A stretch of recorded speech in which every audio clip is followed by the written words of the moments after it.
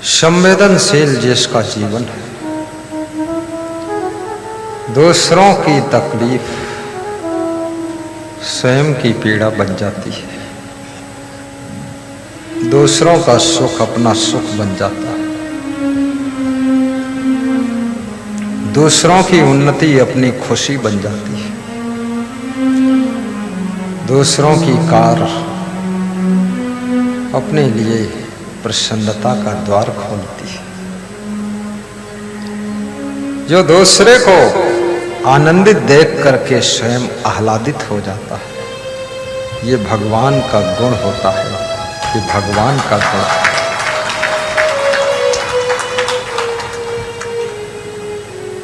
जो दूसरे की उन्नति को देख करके दुखी हो जाता है, निंदा करने लगता है, बुराई करने लगता है,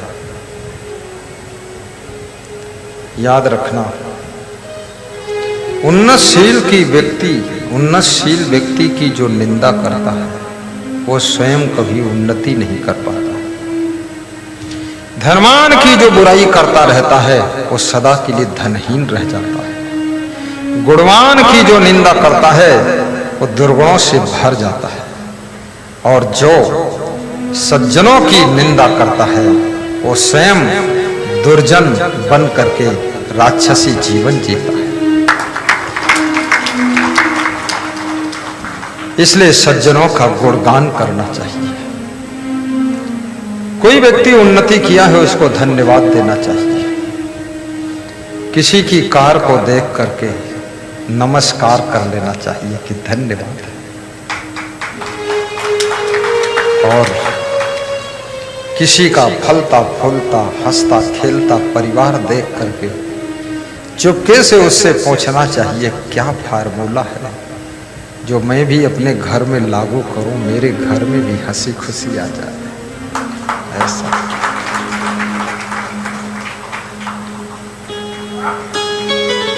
महान भी बनो और बैर को मिटाने की कोशिश करो, बैर बढ़ाने की कोशिश मत करो। किसी राजा के द्वार पर एक हाथी बंधा हुआ था।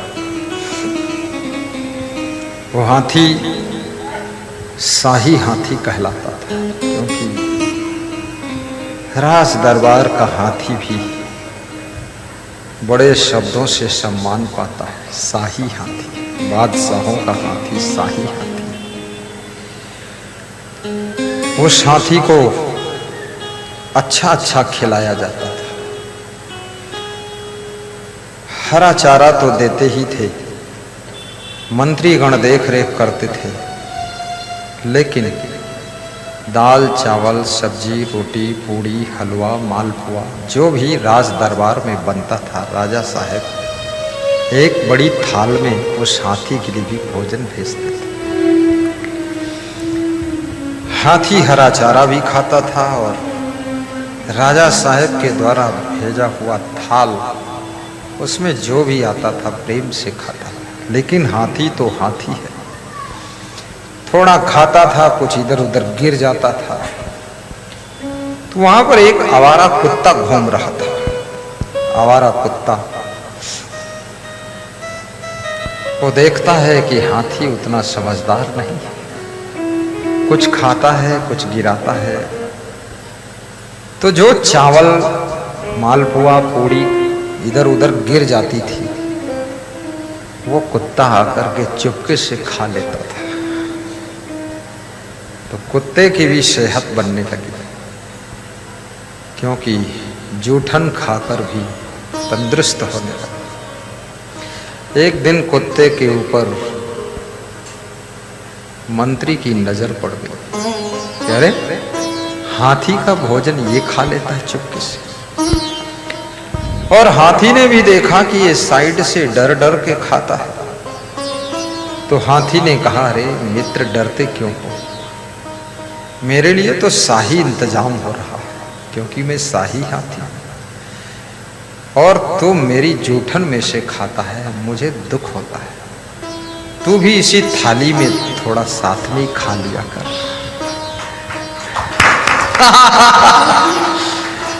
कुत्ते ने पूंछ हिलाई और धन्यवाद दिया। हाथी खुश हुआ और दोनों साथ में खा लेते थे। जन्म जन्म के बैरी कुत्ते और हाथी आज साथ साथ खा रहे, क्योंकि हाथी जिस गांव में निकलता है सब कुत्ते भौंकना शुरू करते हैं। ऐसे कुत्ते कुत्ते खूब लड़ते हैं, लेकिन जब हाथी आता है तो कुत्ते सब संगठित होकर के हाथी के पीछे भौंकते हैं। आगे कोई नहीं भौंकता, पीछे।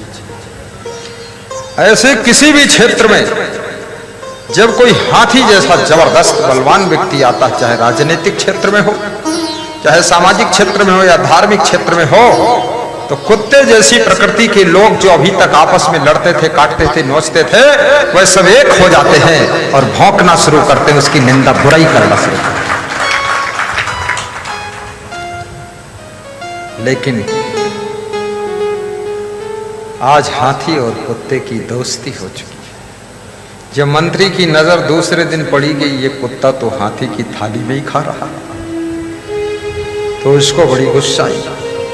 राजा को बताया कि हाथी के लिए जो आप भेजते हैं वो कुत्ता भी खाता है, आवारा कुत्ता।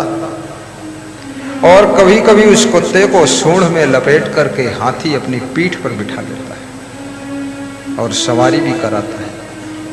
और कुत्ता अगर हाथी की पीठ पर बैठे तो राजा का अपमान हो जाता है कि जिस हाथी की पीठ पर राजा सुशोभित होता है उस पर कुत्ता सुशोभित हो रहा है।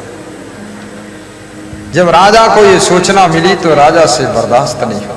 राजा ने मंत्री को आदेश दिया कि इस कुत्ते को पकड़कर दूर कहीं छोड़ के आ जाओ। मंत्री ने सिपाहियों को आदेश दिया, कुत्ता पकड़ा गया, दूर जाकर छोड़ा गया।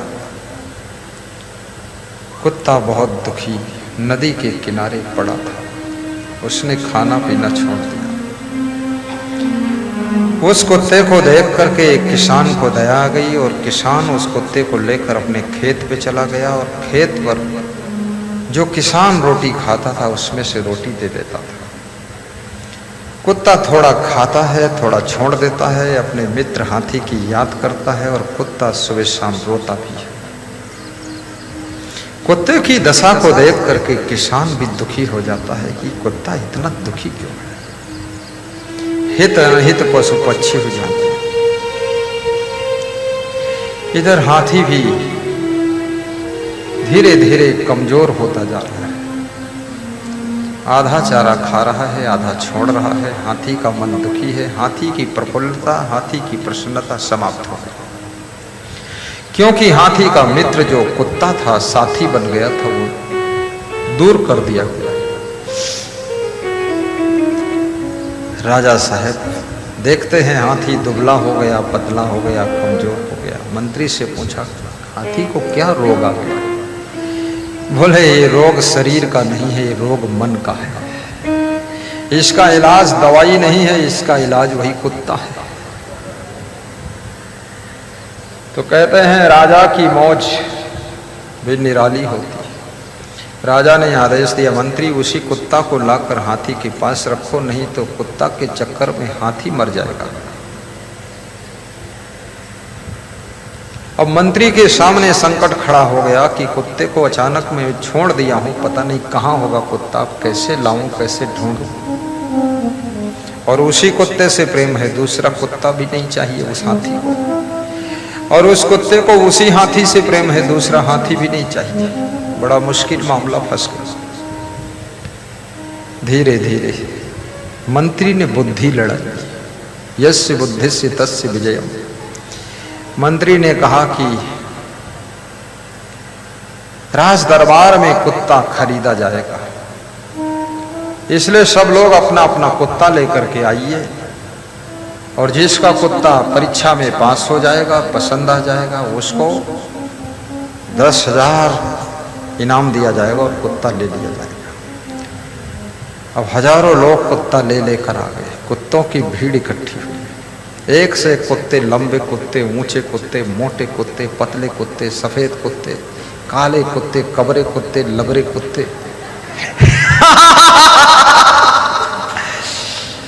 कुत्तों का मेला लग गया। लास्ट में मंत्री की नजर से वो कुत्ता नहीं आया। लास्ट में वो किसान अपने दुबले पतले कुत्ते को लेकर आ गया और कुत्ता आते ही ज्यों ही हाथी को देखता है प्रसन्न हो जाता है और रस्सी में झटका मारता है। रस्सी छुड़ा करके हाथी के पास जाकर के सूंड में लिपट जाता है। हाथी कुत्ते को सूंड पर लेकर पीठ पर बिठा लेता है। तालियां बज जाती हैं, खुशियां आ जाती हैं। हाथी खुश हो जाता, कुत्ता भी खुश हो जाता, राजा भी खुश है कि ये मामला क्या है। तो राजा ने कहा, मंत्री एक बात समझ लो, जन्म जन्म के बैरी हैं हाथी और कुत्ते, लेकिन वह भी आपस का बैर भुला करके आपस में प्रेम कर लेते हैं।